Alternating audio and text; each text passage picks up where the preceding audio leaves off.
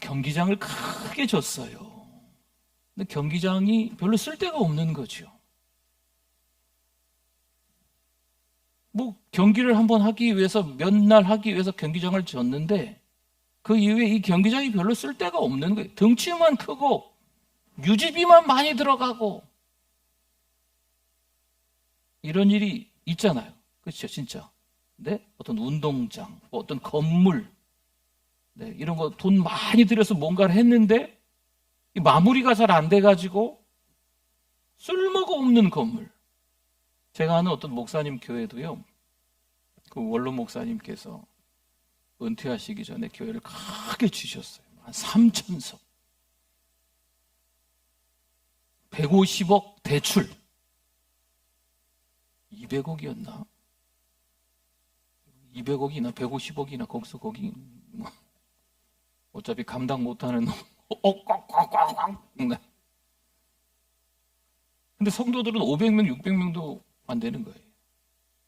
그거 어떻게 감당해요? 그래서 여름이면 에어컨을 못 켜요. 모여서 예배 드리는 데만 거기만 살짝 켜요. 겨울이면 히터를 못 켜요. 전부 다 켰다가는 난리 나요. 필요한 곳에만 딱 켰다가 딱 끄는 거죠. 냉난방비가 워낙 홀이 크니까요. 이게 감당이 안 되는 거예요. 지금은 아마 제가 모르긴 몰라도 교회가 목사님 가시고 많이 안정적으로 또 성도님들도 많이 오셔가지고 교회가 많이 좋아진 걸로 알고 있어요. 근데 사실 교회도요, 비싼 돈 들여서 졌는데 이 감당이 안 돼서 다른 데 이렇게 넘어가는 경우들도 있어요. 그렇잖아요. 그렇죠? 여러분, 우리 교회에 건물이 있습니다. 우리 교회에 운동장이 있습니다. 무슨 말이냐면 우리 교회에 어떤 형식 그릇이 있다는 얘기예요. 장로님, 권사님, 집사님, 목자 등등 여러 가지 섬기는 분들이 우리 교회 운동장이고 경기장이고 그릇이고 어떤 건물이라는 거예요. 그 건물에 효용성이 있어야 됩니다. 효과가 있어야 돼요. 건물은 있는데 내용이 없는 거죠. 그릇은 있는데 그 그릇 안에 아무것도 없는 거예요. 장로님 안녕하세요. 인사는 받으시는데 장로님 같지 않은 것. 장로님들 죄송합니다. 우리 교회 장로님들은 안 그러시는데. 권사님 안녕하세요. 권사님 같지 않은 거예요. 우리 집사님 안녕하세요. 인사는 왔는데 집사님 같지 않은 거죠. 그러면 경기장 크게 졌는데 쓸 데가 없어서 유지 비용이 들어가서 이거 처치곤란인 거예요. 일꾼이 아니고 일감으로 자리를 잡고 있으니 이거 어떻게 할 수도 없어요. 직분을 물러요? 물을 수도 없고. 형식이 중요하고 그래서 내용이 중요하다는 얘기를 하는 겁니다. 내용만 중요합니다라고 이야기했던 적이 있었어요. 그러나 지금 보니까 형식이 만만치 않게, 이 그릇이 만만치 않게 중요하거든요.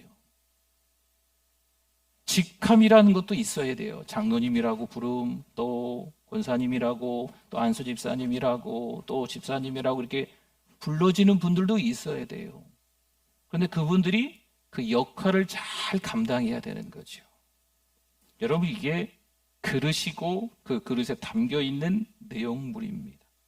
책임감, 의무감, 신실함이 있어야 되죠.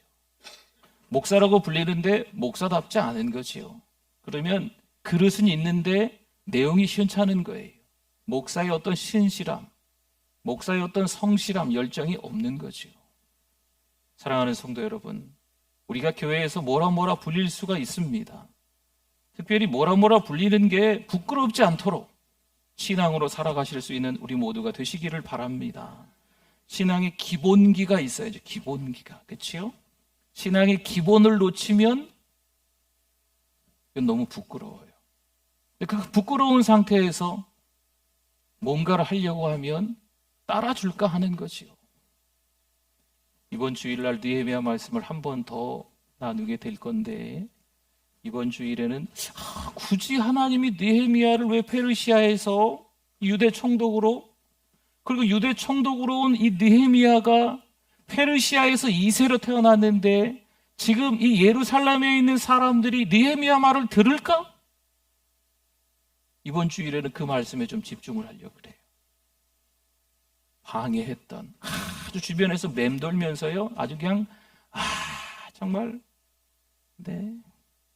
속상하게 하고 막 기분 나쁘게 하고 막 결정적인 순간에 연락해서 마음 막 무너지게 하고 낙심하게 하고 느헤미야에게 그렇게 했던 사람들이 있었던 거죠. 그런데 그 상황과 환경에서 느헤미야가 그냥 다른 사람들처럼 낙심하고 포기하는지, 이럴 바에 하나님 왜 여기 보내셨어요? 저 편하고 안전한 페르시아로 돌아갈래요. 이러지 않았잖아요. 하나님께서 그 땅에 느헤미야를 보내신 이유가 있는 줄 믿습니다. 하나, 오늘 우리도 마찬가지예요. 여기 장로님들 계시죠? 권사님들, 안수 집사님들, 목자분들, 우리 성도님들 다 계시잖아요. 하나님의 자녀로, 거듭난 하나님의 자녀로, 하나님의 사람으로, 신앙의 사람으로 불러주신 이유가 반드시 있는 줄 믿습니다. 그렇기 때문에 그 신앙의 사람으로 쓰임 받는 게 중요한 거예요. 쓰임 받되 효율성 있게 쓰임 받아야죠. 하나님 앞에 칭찬 듣는 우리 모두가 되실 수 있기를 축복합니다. 11장과 그리고 이어지는 12장은요, 느헤미야와 백성들에 의해 예루살렘 성이 건축된 이후에 이 성을 지키고 가꾸는 일에 헌신한 많은 자원봉사자들의 모습을 증언하기 위해서 기록되었습니다. 11장과 12장이 말이죠. 성이 건축되는 이상으로 이제 중요한 것은 이 성을 지키고 관리하는 일입니다. 성전이 있고 그 다음에 삥 둘러서 4km에서 한 6km 정도까지 얘기하는 것 같아요. 성벽을 다 지었는데 이 성을 잘 지켜야죠. 잘 관리해야 되죠. 여러분, 교회를 잘 지키고 잘 관리해야 될 줄 믿습니다. 누가? 목사님이 알아서 하겠지. 아니잖아요. 함께, 우리 모두 함께 예루살렘을 잘 지키고 관리해야 했던 거예요. 느헤미야 백성들이, 자원하는 봉사자들이, 무명의 헌신자들이, 사랑하는 우리 교회도 우리 모두가 함께 잘 지키고 가꿔야 될 줄 믿습니다. 혼란스럽고 정신없는 곳에서 뛰쳐나오는 것도 필요합니다. 그런 교회가 있잖아요. 거기서 나와 새로운 교회가 세워지는 것도 필요하겠죠. 하지만 거기서 끝나면 안 돼요. 거기서 끝나면 도찐 개찐이에요. 그 이후 그 공동체가 건강하게 유지되는 것이 더 필요합니다. 그렇지 않으면 우리와 함께 보고 겪은 그 아픔의 현장을 또 봐야 돼요. 우리와 함께 있는 이 자리에서 또 그 서러움을, 그 원통함을 또 겪어야 된다는 거죠. 백성의 10분의 1을 예루살렘 성내에 살도록 제비 뽑아 인구를 재배치합니다. 그것만으로 모자라겠죠? 자원자들을 모집하여 성내에 살게 합니다. 그리고 자원하는 이들을 백성들이 축복합니다. 당연히 도시에 사는 것이 더 좋을 듯 하지만 당시 예루살렘 성은 도시가 아닙니다. 전쟁이 일어나면 제일 먼저 공격의 대상이 될 수밖에 없습니다. 엊그제 수요일 말씀 기억나시죠? 예루살렘 성내에 사는 것은 위험을 감수하는 일입니다. 또한 여러 가지 책임져야 할 일에 헌신해야 되는 거죠. 여러분, 교회 리더가 되는 것은 위험을 감수하고 책임져야 하는 겁니다. 나도 바쁘지만, 나도 먹고 살기 힘들지만, 나도 여러 가지 일상 속에서 머리가 아픈 일이 한두 가지 아니지만 교회의 리더는 교회가 우선인 거예요. 아니, 바꿉시다. 하나님의 자녀는요, 교회가 우선인 거예요. 거듭난 신자라면 교회가 우선인 거예요. 여러 가지 많은 일들이 상황과 환경 속에서 일어나고 있지만 하나님의 사람들은요, 여기 사는 게 목적이 아니거든요. 우리의 본향은 어디예요? 하늘나라 천국이잖아요. 천국의 소망을 두고 살아가고 있는 우리들이기 때문에, 거듭난 하나님의 백성들이기 때문에 이 땅에 미련을 두면 안 돼요. 교회가 우선이어야죠. 당시 기꺼이 자원자로 헌신한 명단이 꼼꼼히 기록됩니다. 그런데 정말 교회를, 그 성전을 소중히 여기는 마음이 없다면 그들이 자원하지 않았겠죠. 삶이 아무리 힘들고 고돼도 교회에서 모이는 게 좋아야 돼요. 교회에 가면 좋고, 예배가 끝나고 나가면 다시 또 교회 다시 돌아오고 싶고 예배 또 드리고 싶고 아멘은 잘 안 하셔도 그게 사실이잖아요. 예배를 드리고 나가다가 또 예배 드리고 싶어서 들어와야 될 줄 믿습니다. 이제 주일날 예배 다 끝나면 한 3시쯤 되잖아요. 집에 가기가 아쉬워. 여러분, 어느 교회는요, 예배가 딱 끝나면 문득 생각난 교회가 있네요. 제가 주일날 그 교회를 한번 가본 적이 있어요. 휴가였기에 제가 그 교회를 한번 예배드리러 가본 적이 있어요. 부산의 어떤 모교회인데 부목사 때 예배를 드리러 가서 예배가 딱 끝나니까 목사님이 축도하고 제가 눈 떴는데 성도는 다 없어졌어요. 작은 교회가 아니거든요. 그 교회가 물론 이제 출구를 많이 만들어 놓으셨대요. 네. 그래서 순식간에 그 성도들이 적지 않은 성도거든요. 쫙 나갈 수 있게 안전하게. 네. 조금 이상하긴 하더라고요. 네. 예배가 딱 끝나면 같이들 이렇게 인사도 나누시고, 그래야 되잖아요. 집사님, 장로님, 권사님 오셨어요? 우리 누구 왔네. 그래서 막 인사도 하고, 막 나가면서 막 이야기도 좀 하고, 막 이렇게 막 하고, 뭐 또 좀 앉았다 갈까? 또 앉아서 또 더 이야기 하다가 또 나갔다가, 다시 들어갈까? 하고 뭐 이렇게 하고, 뭐 교회에서 막 이래야 되는데, 목사님이 딱 하니까, 아멘 하고 제가 조금 기도하다가 눈 딱 떴더니 성도들이 다 가시고 없어. 네. 신기하대. 성도들은 꽤나 많이 모이는 교회인데 출입구를 많이 만들어놔서 그렇게 놨더라고요. 여러분, 이게 좀 부족한 목사가 이런 얘기해서 좀 죄송한데 한국교회 현실이기도 합니다. 예배를 드리러 오긴 오지만 빨리 드리고 가야 돼요. 바쁜 일이 있어요. 안 드릴 수는 없고 안 갈 수는 없고 오기는 와서 예배를 드리는데 빨리 가야 되죠. 줄 서서 나가기가 싫은 거예요. 그래서 건축할 때부터 아예 나갈 때 빨리 나갈 수 있도록 문을 많이 만들어 놓는데요. 순식간에 쫙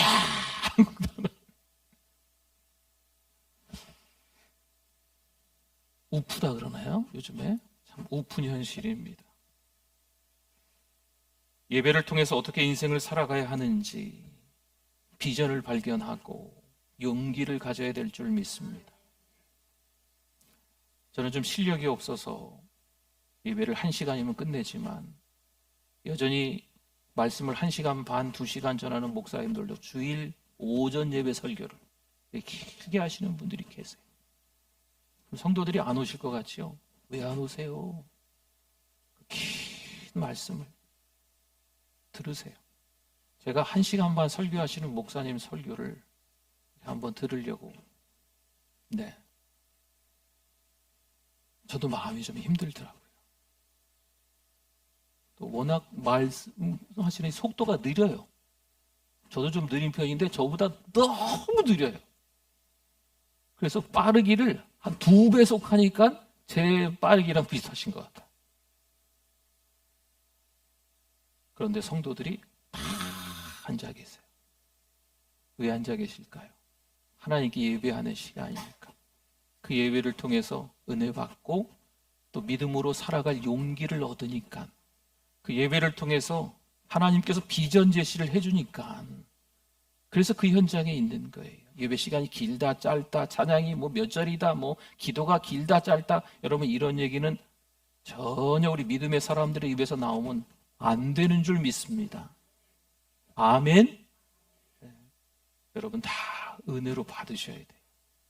말씀이 길던 짧던, 찬양이 길던 짧던, 찬양을 잘하던 못하던, 기도가 길던 짧던, 기도가 좀 이상하건 뭐하건 어쨌든 준비돼서 하나님 앞에 기도하시는 분이라면 그 기도가 귀한 기도인 거거든.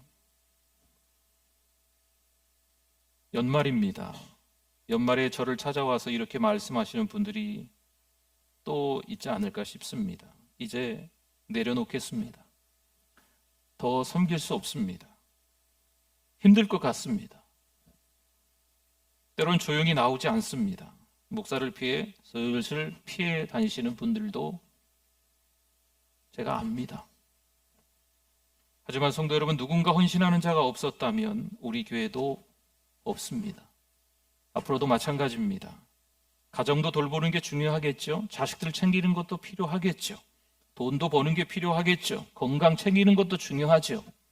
그러나 내 뜻대로 되던가요? 여러분, 인생을 사시는 여러분들이 더 잘 아시잖아요. 인생의 선배님이신 여러분들이 더 잘 아시지 않습니까? 내가 뭔가를 아둥바둥하며 손에 쥐어보려고 하는데 쥐고 싶은 거 다 쥐던가요? 여러분 뜻대로 되면요, 다 로또 사가지고 200억, 300억 당첨돼가지고 떵떵거리고 사시겠지요. 글쎄요, 교회 나오시려나? 그러면?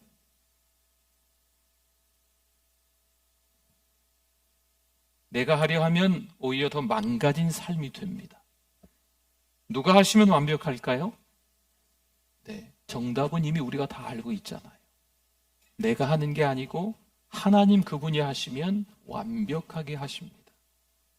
내가 자녀들 챙겨보세요. 내가 돈 벌어보세요. 내가 건강 챙겨보세요. 내가 하려고 하면 우리의 생각과는 좀 달라요. 건강할 수도 있겠죠. 돈이 좀 벌릴 수도 있겠죠. 자식이 출세할 수도 있겠죠. 그러나 진짜 중요한 것을 우리가 놓치는 거예요. 우리는 그저 쓰임받는다는 것에 감사할 따름인 줄 믿습니다. 부족한 제가 하나님의 일에 쓰임받고 있습니다. 잘해서 그럴까요? 잘해서 하나님이 저를 써주실까요? 절대 아니죠. 하나님이 하게 하시니 섬기고 있는 겁니다. 여러분, 제가 그런 생각했어요. 죽고 싶다. 진짜 그런 생각했어요. 더 이상 목회하고 싶지 않다. 이런 생각도 했어요. 근데 하나님이 어쨌든 세우시더라고요. 그런 생각하면 안 되잖아요, 목사가. 그런데도 하나님은 그렇게 부족한 자를 강단에 세우시는 거죠. 제가 잘해서 그런 게 아니에요. 하나님께서 쓰시는 거죠. 저는 하나님께서 쓰신다면 여기 쓸 거예요. 하나님이 안 쓰신다면 언제고 저는 내려가야 돼요. 너 이제 그만해. 됐다. 네가 할 역할은 여기까지다. 그만해라. 그러면 저는 언제고 내려가야 되는 거예요. 그만해야 되는 거예요. 근데 하나님이 부족하지만 연약하지만 형편없지만 그래도 그 자리에 서 있어라 하시면 저는 여기 서 있을 수밖에 없어요. 제가 하는 게 아니거든요. 더 감사함으로 기쁨으로 섬길 수 있도록 여러분들이 기도해 주실 수 있기를 바랍니다. 여러분, 헌신에 주저하지 마십시오. 당신이 헌신해야 공동체가 허물어지지 않습니다. 여러분들이 헌신하지 않으면 공동체는요 쉽게 허물어져요. 그 헌신이 다음 세대에게 계승되지 않으면 한 세대가 지나가면서 그러면 안 되겠지만 우리 교회는 없어져요. 여러분, 헌신하는 사람들의 영적 계승이 없으면 그 교회는 풍비박산납니다. 11장 16절을 한번 볼까요? 11장 16절 말씀에 또 레위 사람의 족장 삽부대와 요사바디니 그들은 하나님의 전 바깥일을 맡았고 아멘. 성전 밖에서도 눈에 띄지 않는 사역들이 있었다라는 것을 보여주는 말씀입니다. 대걸레 잡고 빗자루 들고 작은 손걸레 들고 구석구석 청소하는 거죠. 이걸 누가 할까요? 성도 여러분, 꼭 정해진 사람들이 있을까요? 교회에서 이런 일들은 누가 해야 하는 걸까요? 누구든 예외가 없습니다. 장로님들이 걸레 잡고 청소하셔야 됩니다. 장로님들 죄송합니다. 아멘. 여러분들 아멘 말고 장로님들 아멘 하시라고요. 네. 장로님들이 걸레 잡고 청소하셔야 될 줄 믿습니다. 장로님들이 아멘 하셨어요? 네. 기존의 성도, 초신자, 새가족 다 예외가 아니에요. 제가 지금 장로님들께만 드리는 말씀이 아닙니다. 우리 모두가 다 동일하다는 거예요. 그런데 오히려 어떤 분은 봉사하시는 분들의 의욕을 좌절시키는 분들이 있어요. 뭔가 하려고 하는데 못하게 하는 거죠. 섬기지는 않고 참견하고 잘했다 못했다 평가만 하는 경우가 있습니다. 좀 같이 섬기는 것처럼 보이는데 오히려 더 끌어내리는 분도 있다는 거예요. 43절 한번 볼까요? 이날에 무리가 큰 제사를 드리고 심히 즐거워하였으니 이는 하나님이 크게 즐거워하게 하셨음이라. 부녀와 어린아이도 즐거워하였으므로 예루살렘이 즐거워하는 소리가 멀리 들렸느니라. 아멘. 반복되는 단어가 있지요. 즐거워하다라는 것입니다. 기독교는 무슨 종교? 기쁨의 종교. 기쁨의 종교. 사도 바울이 그런 말을 했지요. 주 안에서 기뻐하라. 내가 다시 말하노니 기뻐하라.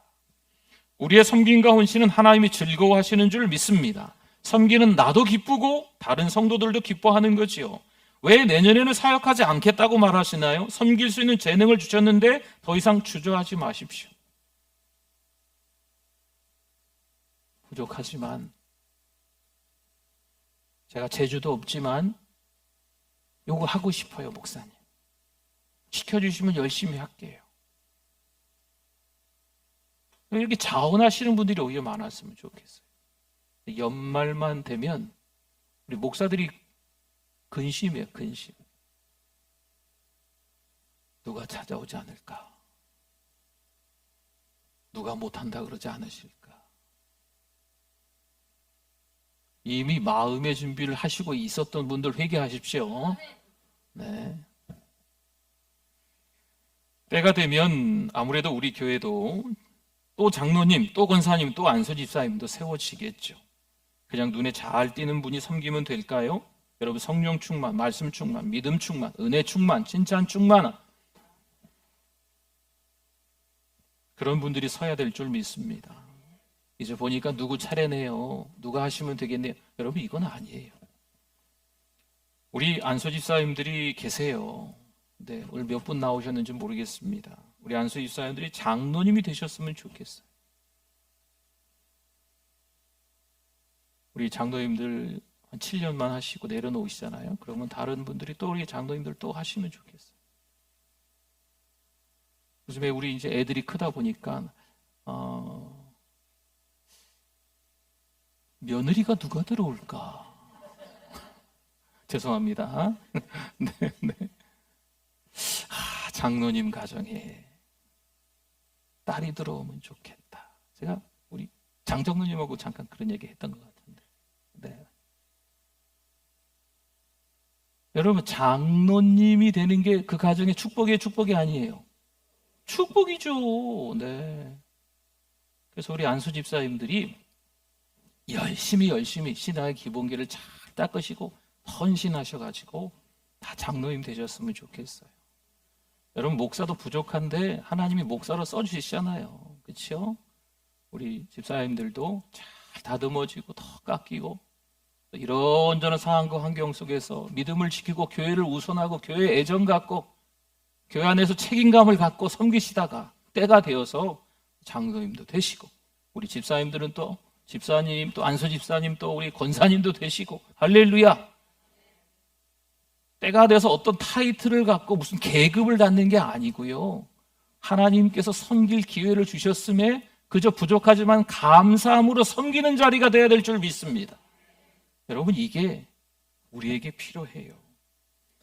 감투가 아닙니다. 하나님의 자녀다운 삶을 살면서 당연히 우리가 섬길 수 있는 직분을 갖게 되는 거예요. 그릇 준비를 잘 하셔야 하나님이 내용물을 담아주시는 겁니다. 잘 그릇을 준비하세요. 그래야 담을 게 있죠. 참여와 헌신이 필요한 때입니다. 하나님은요, 모든 헌신자들을 기억하십니다. 그러나 구경꾼은 하나님이 기억하지 않으십니다. 그러면 도대체 왜 우리는 헌신의 자리에서 서기를 주저할까요? 왜 우리가 한때 헌신하다가 쉽게 헌신을 포기하고 구경꾼의 자리로 돌아갈까요? 아무도 기억해 주지 않기 때문입니다. 내가 인정받지 못해서입니다. 누가 알아주시고 인정해 주시겠습니까? 사람은 알아주지 않고 인정해 주지 않을 수 있지만 누가요? 누가? 하나님이 알아주시고 인정해 주시고 성경에 기록해 주신다니까요. 예수 그리스도께서 우리를 위해서 십자가에서 당신 자신 전체를 헌신하셨습니다. 누구를 위해서? 우리를 위해서예요. 여러분 그 은혜를 깨닫기를 바랍니다. 깨닫는 한 사람이 있으면 두 분을 또 5분을 10분을 더 많은 분을 섬길 수가 있는 거예요. 깨닫는 한 분이 다 여러분이 되신다면 여러분들이 또 다른 5분을 또 다른 10분을 섬길 수 있는 거지요. 건강한 신앙을 가진 나은 사람이 있으면, 건강한 신자 나은 사람이 있으면 우리 주변에 또 다른 허약한 병든 신자들을 세워줄 수 있다니까요. 여러분, 이 일을 감당하실 수 있기를 축원합니다. 수많은 사람이 중독에서 죄책감에서 회복됩니다. 어두운 삶에서 열등감의 삶에서 가난한 삶에서 일어나며 재건되는 역사가 있게 될 줄 믿습니다. 건강한 신자가 예수 그리스도를 만나면 이런 역사가 일어난다는 거예요. 자신만을 위한 삶은 결코 행복할 수 없습니다.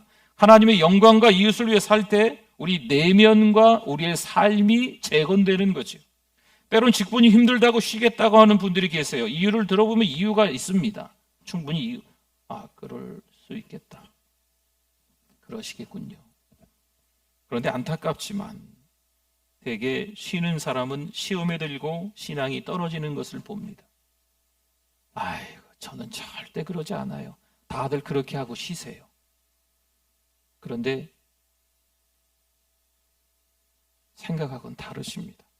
직분과 헌신은요, 무거운 것이 아니라 나를 살리는 것이고 공동체를 재건시키는 겁니다. 정말 제가 목사가 아니라면 주일날 교회 올까? 라는 생각을 하게 돼요.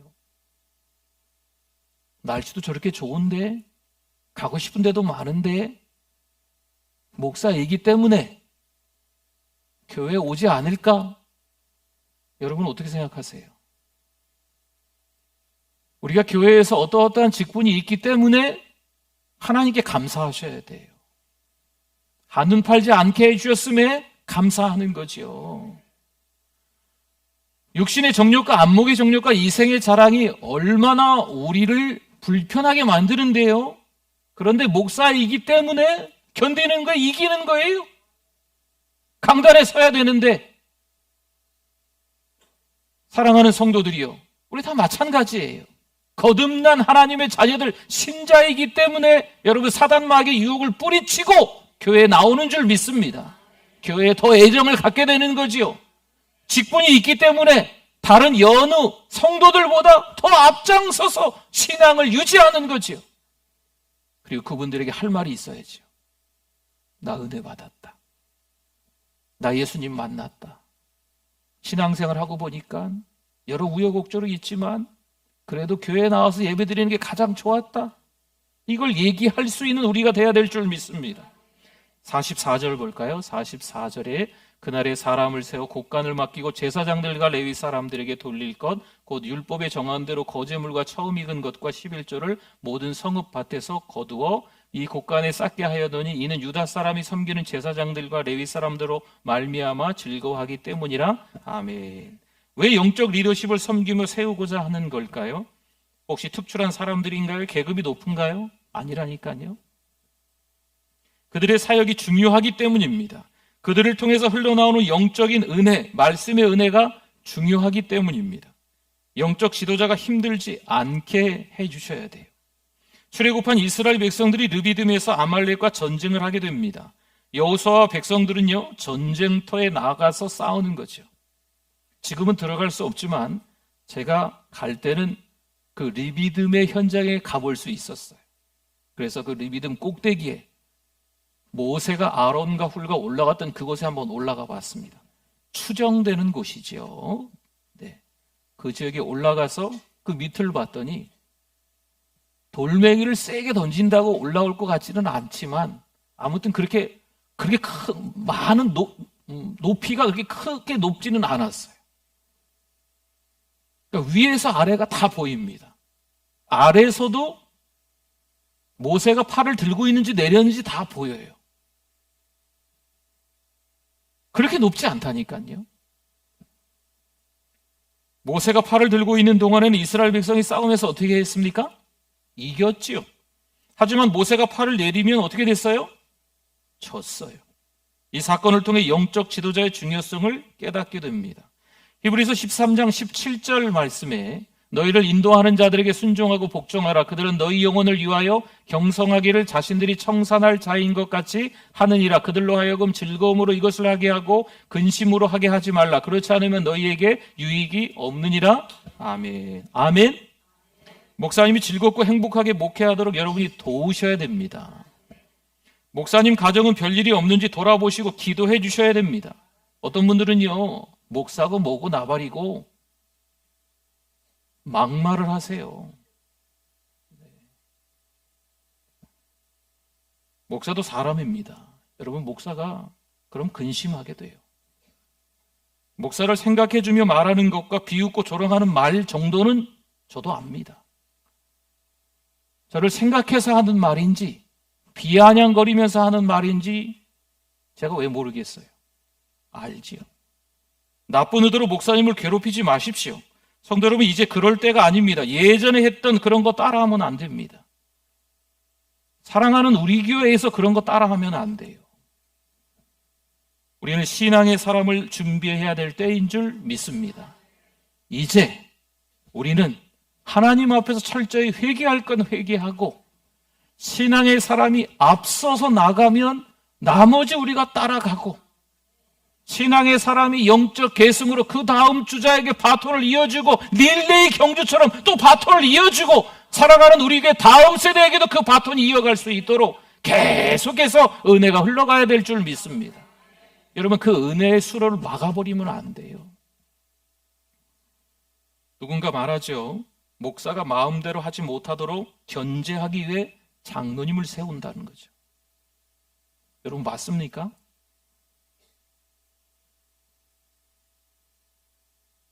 저는 그렇게 배운 적이 없어요.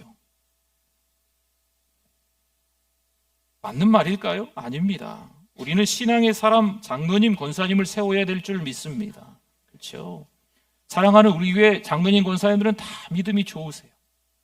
얼마나 감사한지 몰라요. 제가 어디 우리 목사님들 모임에 가면 자랑할 때가 있어요. 이런 얘기 잘 안 하는데 우리 모 교회에서는. 근데 다른 목사님들과 있으면 제가 우리 교회 장로님들, 어떤 장로님이 있는데 이 장로님 뭐 덕분에 뭐 어떻게 제가 막 자랑합니다. 그럼 목사님들이 부러워할까요? 안 부러워할까요? 부러워해요. 전통적인 교회에서 더 얘기하면 안 되겠다. 네. 아무튼 네. 우리 교회 장로님, 권사님들이 좋다. 거기까지만. 다른 교회는 뭐 다른 교회니까 제가 이야기할 건 못 될 것 같고요. 자기 개인의 욕심과 기분이 아니고 하나님의 뜻을 먼저 찾는 신앙의 사람이 필요할 때인 줄 믿습니다.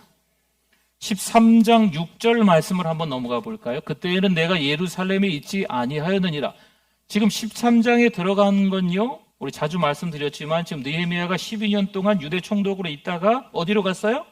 다시 페르시아로 갔어요. 그래서 이제 다시 돌아오는 장면이 13장 내용인 거예요. 내가 예루살렘에 있지 아니하였던 때가 있었어요. 바벨론 왕 와닥사스다 32년에 내가 왕에게 나아갔다가 며칠 후 왕에게 말미를 청하고. 아멘. 느헤미야는 잠시 이스라엘을 떠나 페르시아로 돌아가는 것 같습니다. 그런데 백성들이 혼란을 겪고 있다는 소식을 듣습니다. 느헤미야는 다시 왕의 허락을 받아서 고국으로 유대 총독으로 다시 돌아오게 돼요. 물론 학자들의 의견이 좀 분분하지만 대략 한 1년 정도 있다가 돌아온 것 같아요. 도대체 백성들은 왜 혼란을 겪고 있었을까요? 그들의 방황한 이유는요, 여전히 출애굽하고 광야에서 방황했던 거나 지금 12년 동안 개혁을 하고 페르시아로 돌아간 그 1년 사이에 방황하는 이유나 똑같습니다. 아니, 오늘을 살아가는 우리 신자들의 방황하는 모습도 마찬가지입니다. 뭘 잊었기 때문에? 하나님의 말씀. 하나님의 말씀을 망각했기 때문에, 하나님의 말씀이 스스로 권위가 있는데 이 말씀을 의지하지 않았기 때문에 그렇게 형편없이 추락하게 되는 겁니다. 도대체 12년 동안 개혁을 했는데 이건 뭐 개혁한 거 허물어지는 건 뭐 얼마 안 걸리는 거죠. 돌아온 느헤미야는 백성들 앞에서 말씀을 낭독합니다. 13장 1절과 3절만 보면 그날 모세의 책을 낭독하여 백성에게 들렸는데 그 책에 기록하기를 암몬 사람과 모압 사람은 영원히 하나님의 총에 들어오지 못하리니 백성이 이 율법을 듣고 곧 섞인 무리를 이스라엘 가운데서 모두 분리하였느니라. 아멘. 느헤미야가 지금 뭐 하는 걸까요? 다시 말씀을 붙들 때에만 회복이 가능한 것을 확신했기 때문에 하나님의 말씀을 낭독하고 있는 거예요. 성도 여러분, 회복하고 싶으십니까? 그럼 다시 하나님의 말씀으로 돌아와야 될 줄 믿습니다. 하나님의 말씀으로 돌아와야 돼요. 돈을 붙들려고 하지 마십시오. 나는 몇 평짜리 집 하나 갖는 게 평생 소원이야. 아멘 안 해주셔서 감사합니다. 30평, 40평. 나는 자동차, 이렇게, 좋은 차를 모르겠네요. 아무튼 아주 좋은 비싼 차가 있는 것 같아요. 네. 그 차 타는 게 내 소원이야. 아멘 안 해주셔서 감사합니다. 네.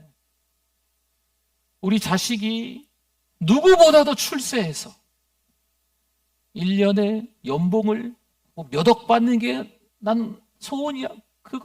그것만 있으면 좋겠어. 그게 가장 큰 바람이야. 아멘 안 해주셔서 감사합니다. 여러분, 돈에, 인기에, 명예에 질질 끌려다니지 않기를 바랍니다. 여러분, 혹시 돈이 좀 넉넉하십니까? 누가 주셨을까요? 하나님이 주셨어요. 사람들하고 이렇게 모여서 같이 이야기할 때 보면요, 정말 재미있는 이야기를 재미없게 얘기하는 사람이 있어요. 근데 재미없는 이야기를 재미있게 얘기하는 사람이 있어요, 없어요? 꼭 그런 분이 있거든요. 이분이 인기가 얼마나 좋은지 몰라요. 어디 가면 완전히 이 분위기 메이커예요. 근데 여러분, 그것도 하나님이 주신 재능인 거예요. 잘난 척하면 안 돼요. 좀 인기 조금 이렇게 분위기 조금 잘 띄운다고 괜히 으쓱하다간 큰일 납니다. 어쩌지 하다 보면요, 여러분 직장에서 어쩌지 하다 보면 우리 모임 관계에서 회장이 되고 대표가 되고 막 이럴 수 있어요.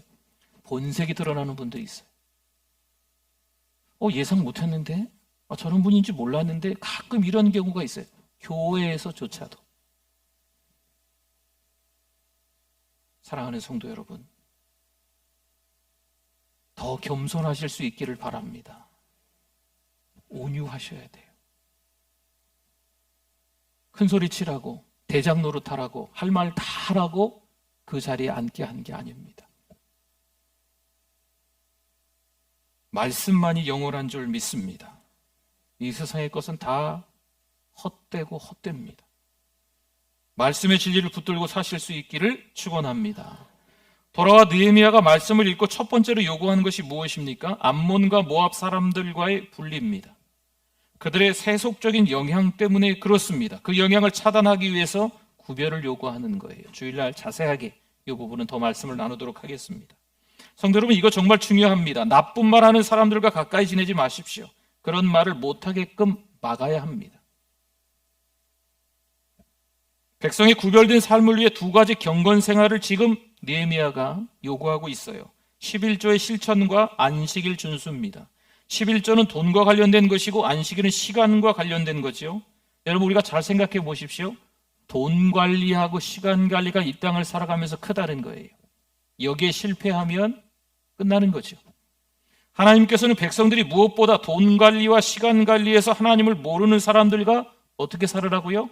구별된 삶을 살라고 강조하고 계시는 거예요. 돈 문제와 시간 문제에서 승리하면 다른 삶의 영역에서 충분히 승리할 수 있겠다라는 것을 아셨기 때문이죠. 11조의 실천은 철저하게 하나님의 것임을 인정하는 겁니다. 10분의 1이죠. 10분의 1을 하나님께 드리라는 거예요. 하나님의 것이잖아요, 원래. 그래서 하나님께 10분의 1만 드리라는, 그럼 10분의 9는 내 겁니까? 그것도 아니라는 거죠. 10분의 9도 하나님 앞에서 사용하라는 거예요. 하나님 앞에서.